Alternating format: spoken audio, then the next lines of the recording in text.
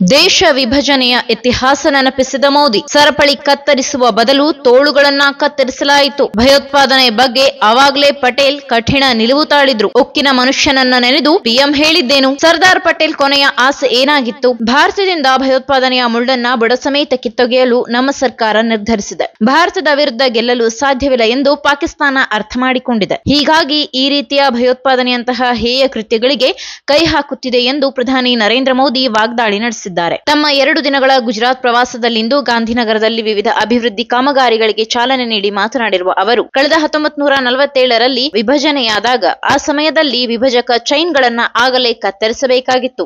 ಆದರೆ ಅದರ ಬದಲಾಗಿ ತೋಳುಗಳನ್ನ ಕತ್ತರಿಸಲಾಯಿತು. ದೇಶವನ್ನ 3 ಭಾಗಗಳಾಗಿ ವಿಭಜನೆ ಮಾಡಲಾಯಿತು. ಅದಾದ ಬಳಿಕ ಕೆಲವೇ ದಿನಗಳಲ್ಲಿ ಕಾಶ್ಮೀರದಲ್ಲಿ ಮೊದಲ ಭಯೋತ್ಪಾದಕ ದಾಳಿಯಾಗುತ್ತದೆ. ಅಲ್ಲದೆ ಪಾಕಿಸ್ತಾನವು ಕಾಶ್ಮೀರದ ಒಂದು ಭಾಗವನ್ನ ಆಕ್ರಮಿಸಿಕೊಂಡಿತು. ನಾವು ಈ ಮುಜಾಹಿದ್ದೀನ್ಗಳನ್ನ ಕೊಂದಿದ್ದರೆ, ಸರ್ದಾರ್ ಪಟೇಲ್ ಅವರ ಮಾತನ್ನ ಕೇಳಿದ್ದರೆ ಈ ಪರಿಸ್ಥಿತಿ ಬರುತ್ತಿರಲಿಲ್ಲ ಎಂದು ಅವರು ಭಾವುಕವಾಗಿ ಬೇಸರ ವ್ಯಕ್ತಪಡಿಸಿದ್ದಾರೆ. ಭಾರತೀಯ ಸೇನೆಯು ಪ್ರತಿ ಬಾರಿಯೂ ಪಾಕಿಸ್ತಾನವನ್ನ ಸೋಲಿಸಿದೆ. ಆದರೆ ನಾವು ಪಿಒಕೆಯನ್ನ ಮರಳಿ ಪಡೆಯುವವರೆಗೆ ಸೈನ್ಯವು ನಿಲ್ಲಬಾರದು ಎಂದು ಪಟೇಲ್ ಅವರು ಬಯಸಿದ್ದರು. ಆದರೆ ಉಗ್ರವಾದದ ವಿರುದ್ಧ ಕ್ರಮ ಕೈಗೊಳ್ಳದ ಪರಿಣಾಮ 75 ವರ್ಷಗಳಿಂದ ನಾವು ಇದೇ ಸಮಸ್ಯೆಯಲ್ಲಿದ್ದೇವೆ. ಪಹಲ್ಗಾಮ್ನಲ್ಲಿ ನಡೆದಿದ್ದು ಆ ದಾಳಿಯ ವಿಕೃತ ರೂಪವಾಗಿತ್ತು. ಭಾರತೀಯ ಸೇನೆಯು ಪ್ರತಿ ಬಾರಿಯೂ ಪಾಕಿಸ್ತಾನವನ್ನ ಸೋಲಿಸಿದೆ.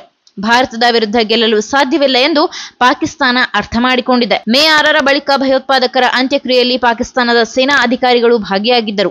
ಅಲ್ಲದೆ ಮೃತ ಭಯೋತ್ಪಾದಕರಿಗೆ ಸರ್ಕಾರಿ ಗೌರವಗಳನ್ನ ನೀಡಲಾಗಿದೆ ಎಂದು ಕಿಡಿಕಾರಿದ್ದಾರೆ. ಆಪರೇಷನ್ ಸಿಂಧೂರ್ ನಿರ್ಣಾಯಕ ಕ್ರಮವಾಗಿತ್ತು. ಇನ್ನು ಮುಂದೆ ಭಯೋತ್ಪಾದಕ ಚಟುವಟಿಕೆಗಳನ್ನ ಪ್ರಾಕ್ಸಿ ಯುದ್ಧ ಎಂದು ಕರೆಯುವುದಿಲ್ಲ. ಬದಲಿಗೆ ಉತ್ತಮವಾಗಿ ಯೋಜಿಸಲಾದ ಯುದ್ಧದ ತಂತ್ರವಾಗಿದೆ ಎಂಬುದನ್ನ ಸಾಬೀತುಪಡಿಸುತ್ತದೆ ಎಂದು ತಿಳಿಸಿದ್ದಾರೆ. ಕಾರಣವೆಂದರೆ ಕೇವಲ 22 ನಿಮಿಷಗಳಲ್ಲಿ 9 ಭಯೋತ್ಪಾದಕ ಅಡಗುತಾಣಗಳನ್ನ ಗುರುತಿಸಿ ನಾಶಪಡಿಸಿದಾಗ ಅದು ನಿರ್ಣಾಯಕ ಕ್ರಮವಾಗಿತ್ತು. ಮತ್ತು ಈ ಬಾರಿ ಯಾರು ಪುರಾವೆಗಳನ್ನ ಕೇಳದಂತೆ ಎಲ್ಲವನ್ನೂ ಕ್ಯಾಮೆರಾಗಳ ಮುಂದೆ ಮಾಡಲಾಯಿತು ಎಂದು ಆಪರೇಷನ್ ಸಿಂಧೂರ್ ಕಾರ್ಯಾಚರಣೆಯ ಕುರಿತು ಮೋದಿ ವಿಪಕ್ಷಗಳಿಗೆ ಚಾಟಿ ಬೀಸಿದ್ದಾರೆ. ನಾವು ಯಾರೊಂದಿಗೂ ದ್ವೇಷವನ್ನ ಬಯಸುವುದಿಲ್ಲ. ನೀವು ಈಗಾಗಲೇ ಯುದ್ಧದಲ್ಲಿಯೇ ಇದ್ದೀರಿ. ಅದಕ್ಕೆ ತಕ್ಕ ಪ್ರತ್ಯುತ್ತರವೂ ನಿಮಗೆ ದೊರಕುತ್ತಿದೆ. ಆದರೆ ನಾವು ಯಾರೊಂದಿಗೂ ದ್ವೇಷವನ್ನ ಬಯಸುವುದಿಲ್ಲ. ನಾವು ಶಾಂತಿಯುತವಾಗಿ ಬದುಕಲು ಬಯಸುತ್ತೇವೆ. ಅಲ್ಲದೆ ಜಗತ್ತಿನ ಕಲ್ಯಾಣಕ್ಕೆ ಕೊಡುಗೆ ನೀಡುವುದರ ಜೊತೆಗೆ ನಾವು ಪ್ರಗತಿಯ ದಾರಿ ತುಡಿಯಲು ಇಚ್ಛಿಸುತ್ತೇವೆ ಎಂದು ಹೇಳಿದ್ದಾರೆ. ಭಯೋತ್ಪಾದನೆ ಕೇವಲ ನೆರಳು ಯುದ್ಧವಲ್ಲ, ಉದ್ದೇಶಪೂರ್ವಕ ಮತ್ತು ಸಂಘಟಿತ ಮಿಲಿಟರಿ ಕಾರ್ಯತಂತ್ರದ ಭಾಗವಾಗಿದೆ ಎಂದು ಅವರು ಪುನರುಚ್ಚರಿಸಿದ್ದಾರೆ. ಭಾರತದಲ್ಲಿ ಈ ರೀತಿಯ ಕೃತ್ಯಗಳು ನಡೆದರೆ ಪಾಕ್ಗೆ ಉಳಿಗಾಲವಿಲ್ಲ ಎಂದು ಅವರು ಖಡಕ್ ಎಚ್ಚರಿಕೆ ನೀಡಿದ್ದಾರೆ. ಸಿಂಧು ಜಲ ಒಪ್ಪಂದದ ವಿಚಾರದಲ್ಲಿಯೂ ಸರಿಯಾಗಿ ಮಾತುಕತೆ ನಡೆಸಿಲ್ಲ. ಅದರಲ್ಲೂ ಅನ್ಯಾಯ ಮಾಡಲಾಗಿದೆ. ಕಾಶ್ಮೀರದಲ್ಲಿನ ಅಣೆಕಟ್ಟುಗಳ ಹೂಳು ತೆಗೆಯುವುದನ್ನ ಸಹ ನಿಷೇಧಿಸುವ ನಿಬಂಧನೆಗಳನ್ನ ಹೊಂದಿದೆ ಎಂದು ಮೋದಿ ಗರಂ ಟೀಕಾಪ್ರಹಾರ ನಡೆಸಿದ್ದಾರೆ. ಕೇಸರಿ ಸಮುದ್ರದ ಘರ್ಜನೆ, ಹಾರಾಡುವ ತ್ರಿವರ್ಣ ಧ್ವಜ, ಮಾತೃಭೂಮಿಯ ಪ್ರೀತಿ. ನಾನು ಕಳೆದ 2 ದಿನಗಳಿಂದ ಗುಜರಾತ್ನಲ್ಲಿ ಇದ್ದೇನೆ.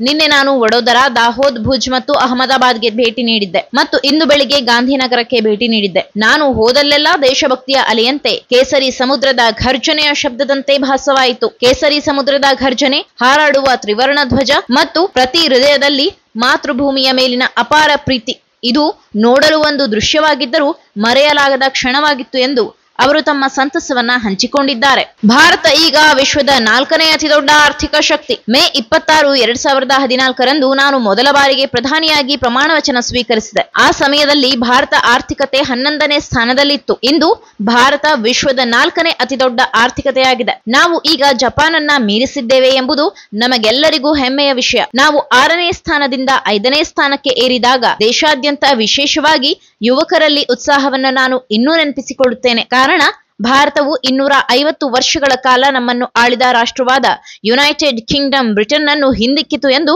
ಪ್ರಧಾನಿ ನರೇಂದ್ರ ಮೋದಿ ಹೇಳಿದ್ದಾರೆ.